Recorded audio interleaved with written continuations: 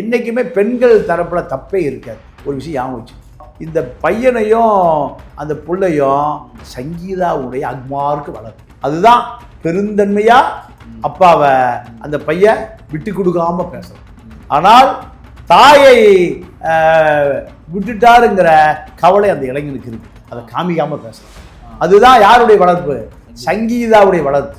விஜயுடைய அப்பன் சந்திரசேகர் பையனை சரியாக வளர்க்கல.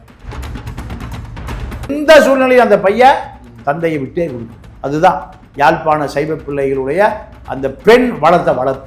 இதில் சங்கீதா தான் உயர்ந்து நிற்கிறார், விஜய் தாழ்ந்து நிற்கிறார்.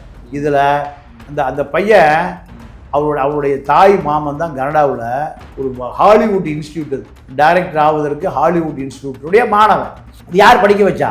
சந்திரசேகரை படிக்க வச்சாரு, இல்லை விஜயை படிக்க வச்சாரு? யார் படிக்க வச்சா? சங்கீதாவுடைய சொந்த தாய் மாமன் தான் இந்த பையனை அங்கே படிக்க வச்சு அவங்க வீட்டில் தங்க வச்சுக்கிட்டாரு. எங்க? கனடா டொரண்டோவில். அப்போ இதெல்லாமே விஜய்க்கு மிகப்பெரிய பின்னடைவு தான். ஒரு பெண்ணுடைய வாழ்க்கையை இன்னொரு பெண்ணு தான் கெடுக்கிறேன். நான் ஆண் பெண்ணில் தான் சொன்னேன், பெண் பக்கம் நிற்கணும். ஆண் பெண் கணவன் மனைவினா நம்ம மனைவி வைக்கிறது. சரி, நீங்கள் ரோட்டில் நடந்து போகிறீங்க, ஒரு ஏழையும் பணக்காரனும் சண்டை பிடிக்கிறான், நீ யார் பக்கம் நிற்பீங்க? ஏழை பக்கம்.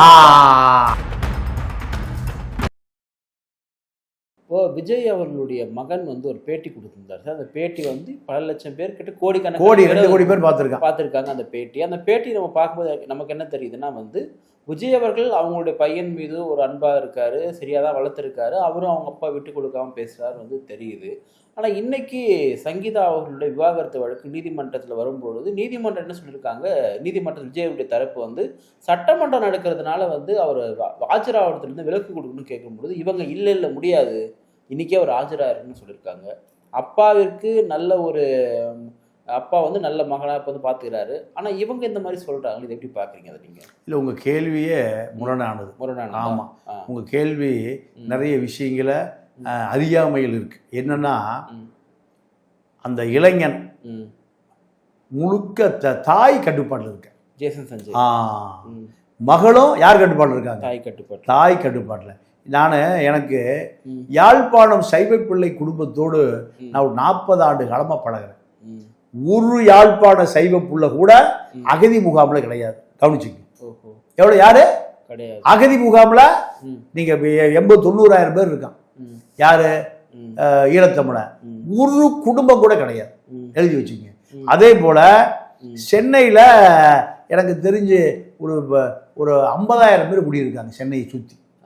இந்த ஒரு 1 கோடி 1.5 கோடி பேர்ல 50,000 ஈழத்தமிழர்கள் இருக்கிறாங்க. இந்த 50,000 ஈழத்தமிழர்களும் அவன் உறவினர் ஐரோப்பாவில் இருப்பான். எங்க இருப்பான்? ஐரோப்பாவில் இருப்பான். அப்போ ஐரோப்பாவிலிருந்து பணம் வரும், நல்ல வசதியான வாழ்க்கை வாழ்கிறவர்கள் தான் இங்கே தமிழ்நாட்டில் இருப்பான். இப்போ தமிழ்நாட்டு வாழ்க்கையில் படிக்க வைப்பான்,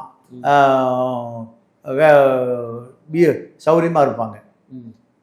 இது பிடிக்கலைன்னா அடுத்து எங்கே இருப்பான்? ஐரோப்பாவும் இந்தியாவும் இலங்கையும் அவங்களுக்கு ஒன்று தான். காரணம், எப்படி இந்த பிராமின் கம்யூனிட்டி. நீங்கள் கமலா ஹாரிஸ் யாரு? அமெரிக்க துணை ஜனாதிபதி. இங்கிருந்து போனா பார்ப்பன பெண். அப்ப அதே போலதான் பாதி பார்ப்பனர்கள் யாரு? யாழ்ப்பாணம் சைவ பிள்ளைங்க. இப்போ இந்த பையனையும் அந்த பிள்ளையும் சங்கீதாவுடைய அக்மார்க்கு வளர்ப்பு. அதுதான் பெருந்தன்மையா அப்பாவை அந்த பையன் விட்டு கொடுக்காம பேசலாம். ஆனால் தாயை விட்டுட்டாருங்கிற கவலை அந்த இளைஞனுக்கு இருக்கு. அதை காமிக்காம பேசலாம். அதுதான் யாருடைய வளர்ப்பு? சங்கீதாவுடைய வளர்ப்பு. விஜயுடைய அப்பன் சந்திரசேகர் பையனை சரியா வளர்க்கல. அதனாலதான் எங்க நிக்குது? மானம் செங்கல்பட்டு கோர்ட் நிக்குது. இதுல யாரு சரியா வளர்த்திருக்கா, யார் சரியா வளர்த்திருக்கு? புரியுதா? எந்த சூழ்நிலையும் அந்த பையன் தந்தையை விட்டே கொடுக்கல. அதுதான் யாழ்ப்பாண சைவ பிள்ளைகளுடைய அந்த பெண் வளர்த்த வளர்ப்பு. இதுல சங்கீதா தான் உயர்ந்து நிற்கிறார், விஜய் தாழ்ந்து நிற்கிறார். இதுல அந்த பையன் அவருடைய தாய் மாமன் தான் கனடாவில் ஒரு ஹாலிவுட் இன்ஸ்டியூட் டைரக்டர் ஆவதற்கு ஹாலிவுட் இன்ஸ்டியூட்டுடைய மாணவன். யார் படிக்க வச்சா? சந்திரசேகரை படிக்க வச்சாரு, இல்லை விஜயை படிக்க வச்சாரு? யார் படிக்க வச்சா? சங்கீதாவுடைய சொந்த தாய் மாமன் தான் இந்த பையனை அங்கே படிக்க வச்சு அவங்க வீட்டில் தங்க வச்சுக்கிட்டாரு. எங்க? கனடா டொரண்டோவில். அப்போ இதெல்லாமே விஜய்க்கு மிகப்பெரிய பின்னடைவு தான். இல்ல ஒரு பக்கம் திமுக வந்து இவங்களை இயக்குது ஒரு விமர்சனம். ஆமா, திமுக இயக்குது, மோடி இயக்குறார், ட்ரம்ப் இயக்குறார், புட்டின் இயக்குறார். இதெல்லாம் அதாவது மனநோயாளி சொல்றதுங்க. அதாவது இல்லைங்க, ஒரு கணவனுக்கு மனைவிக்கு முரண்பாடு வர்றதுக்கு திமுகவா காரணம்? சரி, இன்னைக்கு அவர் வந்து சீஃப் மினிஸ்டரா இருக்காரு. சரி, அவருடைய வழக்கு இன்னைக்கு வரும்பொழுது இந்த அம்மா ஏன் அவ்வளவு பிடிவாதமா வந்து இல்ல இன்னைக்கே அவர் ஆஜராகணும்னு ஏன் சொல்றாங்க? ஏன்? ஆமா, அவர் சட்டத்தை மதிக்கலாம், ஆஜராக சட்டத்தை மதிக்கிறதுல, பொண்டாட்டி மதிக்கிறதுல, பிள்ளைய மதிக்கிறதுல, மகனை மதிக்கிறதுல. அப்பா இல்ல சார், இல்ல முதலமைச்சரா இருந்தா உங்களுக்கு நீங்க கோயில் கட்டி கும்பிடலாமா? மனைவியை மகளை அவரு மதிக்கல, மகள் மனைவிய அவரு விரட்டி விட்டாருங்கிறதான சண்டைய. நீங்க இப்போ உங்க மனைவி வீட்டோடு இருந்தா நீதிமன்றத்துக்கு போகுமா? போக மாட்டா. நானும் எனக்கு பொண்டாட்டி புள்ள குழந்தை குட்டியெல்லாம் இருக்கு. நான் சம்பாதிச்சு வீட்டுக்கு மகளுக்கு கொடுத்தா எந்த சண்டையும் வராது. அப்போ நான் வீட்டுக்கே போறதில்ல, நான் வேற ஒரு ரூட்ல படுத்துக்கிறது. அப்போ மகனும் மனைவி என்ன பண்ணுவாங்க? அப்போ நமக்கு சேர மாட்டான். ஏன்? பெரிய மியூசிக் டைரக்டர் ஏஆர் ரஹ்மான் பொண்டாட்டி டைவர்ஸுக்கு போலியா? அப்புறம் என்ன? யாரு மேலே தப்பு? நீ போய் துபாயில் போய் 6 மாதம் உட்காந்துக்கிட்டீங்கன்னா இது மியூசிக்கா உனக்கு பொண்டாட்டி, மியூசிக்கா புருஷன்? அப்போ புருஷனையே பார்க்க முடியல, டைவர்ஸு. என்றைக்குமே பெண்கள் தரப்பில் தப்பே இருக்காது. ஒரு விஷயம் ஞாபகம் வச்சுங்க. ஏன்? எந்த புருஷன் சேர்த்தா வெள்ளச்சேல் கட்டுறது யாரு? சரி, பெண்கள் தரப்புல தப்பே இருக்காது. ஆமா, ஜெயம் ரவி அவர் வந்து கண்ணீர் விட்டு கதறாரு. அப்போ அங்க ஒரு ஆண் பாதிக்கப்பட்டிருக்காரு, அப்ப என்ன பண்ணலாம்? அருமையான கேள்வி. இப்போ ஜெயம் ரவி போயிட்டீங்க. ஜெயம் ரவி நீங்க சொன்னதுனால நான் கேட்டேன். ஜெயம் ரவி கெனிஷா அப்படிங்கிற ஒரு பார் டான்ஸரோடு குடும்பம் நடத்திட்டு இருந்தா, 2 குழந்தைக்கு 2 பசங்களுக்கு இன்னைக்கு வரைக்கும் பள்ளிக்கூடத்துக்கு ஃபீஸ் கட்டல. அவங்க மாமியார் சுஜாதா மருமகனை வச்சு ஒரு 10 கோடிக்கு படம் எடுக்குது. அந்த 10 கோடி வந்தால் மகளுக்கு வரும், பேரனுக்கு வரும். அந்த அம்மா முடிவு பண்ணி படம் எடுக்க எல்லாம் நட்டமாக போச்சு. ஆர்த்தி பேர்லையும் ஜெயம் ரவி பேர்லையும் நிறைய சொத்துக்களை இன்ஸ்டால்மெண்ட் கடனில் வாங்குறாங்க. மகன் கட்டி மனைவி பேர்லையும் பேரன் பேர்லையும் சொத்து இருக்குன்னு நினைக்கிறாங்க. இவர் எல்லாத்தையும் மண்ணள்ளி போட்டு எங்கே போயிருக்காரு? கெனிஷா கொய்ராலா, சாரி கெனிஷா கூட போயிருக்கார். என் வாழ்க்கையே மாற்றியவர் கெனிஷான்னு சொல்றாரு. ஆமாம், அதாவது அதான் இப்போ அப்போ அங்க ஒரு பெண் தானே இருக்காங்க. நீங்க என்ன சொன்னீங்க? பெண்கள் பக்கம் தான் நியாயம் இருக்குன்னு சொன்னீங்க. ஆமா, அப்ப அங்க ஒரு பெண் இருக்கு. 2 பேர். நீங்க பெண்கள் சொன்ன 2 பெண், ஒன்னு பெண்கள், இன்னொன்னு கண்கள். அப்போ ஒரு பெண்ணுடைய வாழ்க்கையை இன்னொரு பெண்ணு தான் கெடுக்கிறான். இன்னொரு பெண்ணு, நான் ஆண் பெண்ணுல தான் சொன்னேன் பெண் பக்கம் நிக்கணும்னு சொல்லி. ஆண் பெண் கணவன் மனைவினா நம்ம மனைவி வைக்கிறது. சரி, நீங்க ரோட்ல நடந்து போறீங்க, ஒரு ஏழையும் பணக்காரனும் சண்டை பிடிக்கிறான், நீ யார் பக்கம் நிற்பீங்க? ஏழை பக்கம். ஒரு ஏழை நாடு பணக்கார நாடு சண்டை பிடிக்குது, யார் வந்து? ஒரு பெரிய சாதிய ஒடுக்கப்பட்ட சாதி தான். இது இயற்கையாங்க, மனிதாபிமானம். இப்போ நான் என்ன கேட்கிறேன், கெனிஷாவா ஆர்த்தியா யார் பக்கம் நிக்கணும்? ஆர்த்தி. அதுதான் இயல்பு. விஜயா இருங்க, விஜயா சங்கீதாவை யார் பக்கம் நிற்பீங்க? யார் பக்கம் நிற்பீங்க? அதான் இயல்புங்க. ஏன்டா பொண்டாடி அடிக்கிற ரோட்டு ஏன் பொண்டாடி நான் அடிக்கிறேன்? உன் பொண்டாடி வீட்டுக்கு வச்சு அடி. இல்ல நிறைய பெண்கள் வந்து இப்போ வந்து பாத்தீங்கன்னா பண மோகத்துல இருப்பாங்க, புருஷனை மதிக்க மாட்டாங்க, அப்படிலாம் இருக்கிறவங்களா இருக்கு. இல்ல அது சார், அதெல்லாமே எக்ஸெப்ஷனா? இல்ல அதெல்லாம் எப்பா ஏதாவது ஒண்ணு. ஆண்கள்லயே பல பேர் குடும்பமே வாழ்க்கைன்னு வாழ்றவன் இருக்கான். பாதி பேர் குடிச்சிட்டு தெருவில் கிடக்கிறான். அவனை பற்றி நம்ம பேச வேண்டிய அவசியம் இல்லை. அவனை பற்றி பேச வேண்டிய அவசியம் இல்லை. சிறப்பாக இருக்கிற குடும்பம் தான் நமக்கு எடுத்துக்காட்டு. சார், இப்போ இந்த வழக்குகள்லாம் எடுத்து உதயநிதிலாம் வந்து சட்டமன்றத்தில் பேசுறாரு. புருஷனுக்கு காரணம் தேடுறாங்க, அப்பாவுக்கு காரணம் தேடுறாங்கன்னு சொல்லிட்டு பேசுறாங்கன்னா திமுகவோட இன்வால்மெண்ட் இல்லாமல் இருக்காதான்? அந்த பெண் அவ்வளவு அவங்க குடும்பம் இல்ல என்ன சொல்ல தூண்டி விடுதுன்னு சொல்றாங்க. இல்ல அதெல்லாம் வாய்ப்பு சார். சங்கீதா குடும்பம் சொர்ணலிங்கம் அவங்க அப்பா, அவங்க லண்டன்ல ஒரு கௌரவமான குடும்பம். திமுக அவர்களையெல்லாம் விலைக்கே வாங்க முடியாது.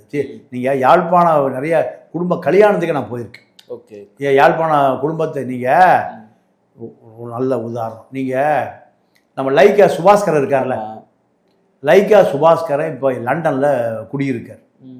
நான் இப்போ லண்டன் போயிருக்கும் இந்த செய்தியை கேள்விப்பட்டேன். அப்போது சுபாஸ்கரன் மகளுள் மனைவி 3 பேர் வர்றாங்க. ஒரு ஆடம்பர காரில் வர்றாங்க. ஒரு 50 கோடி ரூபாய் காரில் வர்றாங்க. கோயிலில் நடந்தது. அப்போ அந்த கோயிலை சாயம் போட எப்பவுமே யாழ்ப்பாணத்து பசங்க கொஞ்சம் குறும்பாக இருப்பான். அப்போ அவன் என்ன சொல்கிறான், சுபாஸ்கரன் பொண்டாட்டி பிள்ளையை பார்த்து எல்லாம் கள்ள கோஷ்டி. இது யாழ்ப்பாண பாஷை. என்ன கோஷ்டி? கள்ள கோஷ்டி. ஊர் சொத்தா கொள்ளையடிச்ச கோஷ்டி, கள்ள கோஷ்டின்னு இந்த குழந்தைக்கு காதில் கேட்குது. யாருக்கு காதில்? சுபாஷ் மக காதில்.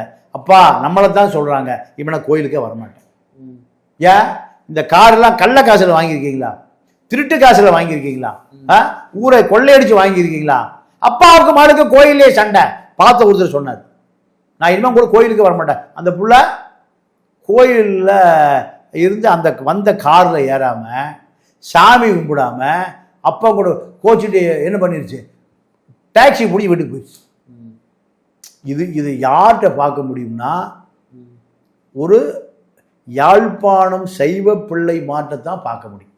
என்ன காரணம் கேட்டிங்கன்னா, குழந்தை மலையாளிகிட்ட இந்த தன்மையை பார்க்கலாம். இந்த குழந்தைய வளருகிற பொழுது இந்த குழந்தைய இது பார்ப்பனங்கள்ட்ட இதை பார்க்கலாம்.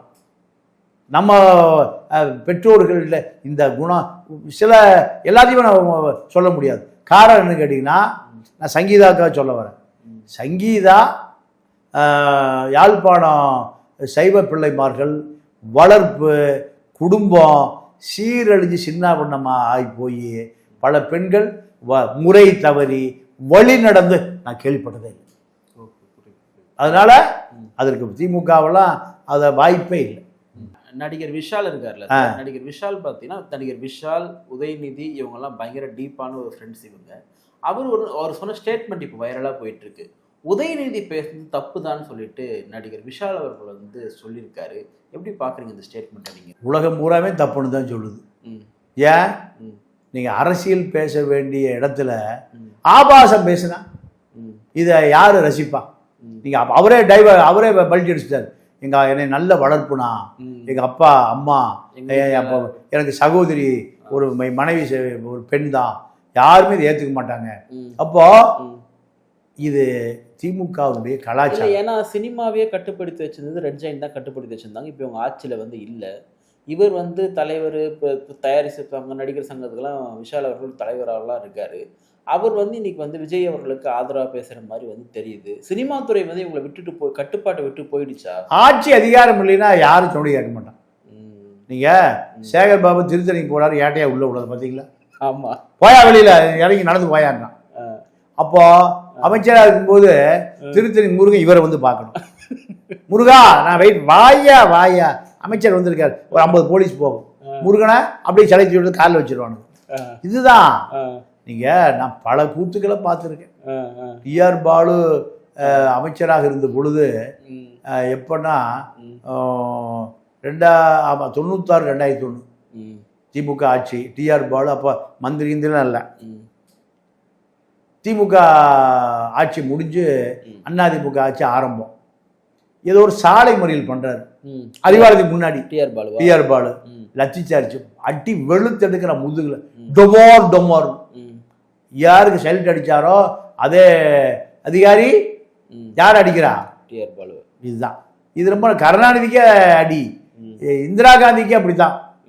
இந்திரா காந்தி பிரதமராக இருந்த இந்திரா காந்தி ஜனதா பீரியடில் அந்த மாதிரி டெல்லி ஏர்போர்ட்டுக்கு போகுது. டெல்லி ஏர்போர்ட்டுக்கு போகும்போது ஏர்போர்ட்டு செக்யூரிட்டி உங்கள் சேலைக்குள்ள செக்யூரிட்டி செக்அப் பண்ணுங்க, ஆயுதமாக மறைச்சி வச்சுருக்கீங்க. அப்போது இந்திரா காந்தி இப்படி நில குழஞ்சு போகுது. இதெல்லாம் நடக்கத்தான் செய்யும். நீங்கள் சரியான மனிதராக இருந்தால் உங்களுக்கு காவல்துறை சரியாக மதிக்கும். நீங்கள் காவல்துறையை மிஸ்யூஸ் பண்ணீங்கன்னா, டேய் போய் சிகரெட் வாங்கிட்டு வா, யார போலீஸ திமுக இவன் ஆட்சி போன பிறகு அவன் லத்தியோட சிகரெட் கொடுப்பான். நிகழ்ச்சியில் பங்கேற்று பல்வேறு கருத்து. நன்றி, வணக்கம்.